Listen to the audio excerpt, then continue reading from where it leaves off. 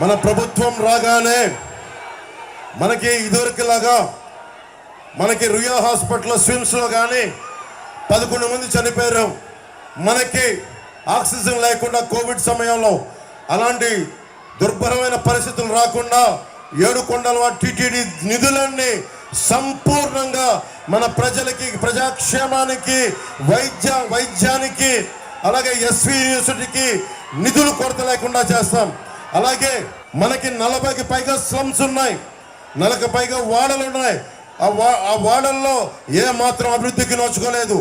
ఆరణి శ్రీనివాసులు గారి గెలుపుతోటి మనం ప్రతి వాడ అన్ని డ్రైనేజ్ ఫెసిలిటీస్ కానీ అన్ని మనం బాగు చేసుకునే బాధ్యత కూటమి ప్రభుత్వం తీసుకుంటుంది.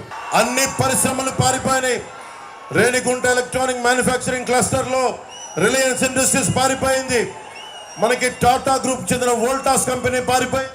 అమర్ రాజా బ్యాటరీ ఇక్కడ మన తిరుపతికి ప్రతి ఒక్కరికి ఎంతో మందికి ఆశ్రయం ఇచ్చి జీవనోపాధి ఇచ్చిన అమర్ రాజా బ్యాటరీ ఇక్కడి నుంచి వెళ్ళిపోయింది. తిరిగి అమర్ రాజా బ్యాటరీని ఇక్కడికి తీసుకొచ్చి మళ్ళీ తిరిగి ఉపాధి కల్పించే బాధ్యత మనందరం కూటమి ప్రభుత్వం మనందరి తరఫున తీసుకున్నాం. మీరు ఓటేస్తే వైసీపీకి కరుణాకర్ రెడ్డికి కానీ వారి అబ్బాయికి కానీ ఓటేస్తే కొడుకు 10%, ప్రతి దాంట్లో ఇల్లు కట్టాలంటే 10%, తండ్రికి 30%, 10-30 రేషియోలో పంచుకుంటా ఉన్నారు. మనకి తాడేపల్లిగూడెం ఇలాంటి నియోజకవర్గాల దీనికి స్ఫూర్తి తీసుకొని కరుణాకర్ రెడ్డి గారు, వారి అబ్బాయి, వైసీపీ నాయకులు చెవిరెడ్డి భాస్కర్ రెడ్డి గారు కానీ, పెద్దిరెడ్డి గారు కానీ అందరూ ఎక్కడ పచ్చని చెట్టు కడిపడితే మొత్తం శేషాచలం అడవుల్లో ఎర్రచందనాన్ని సమూలంగా నరికేశారు. టీడీఆర్ బాండ్ల స్కాము 2000 కోట్ల రూపాయలు. ఎక్కడికి వెళ్ళిపోతుంది డబ్బు?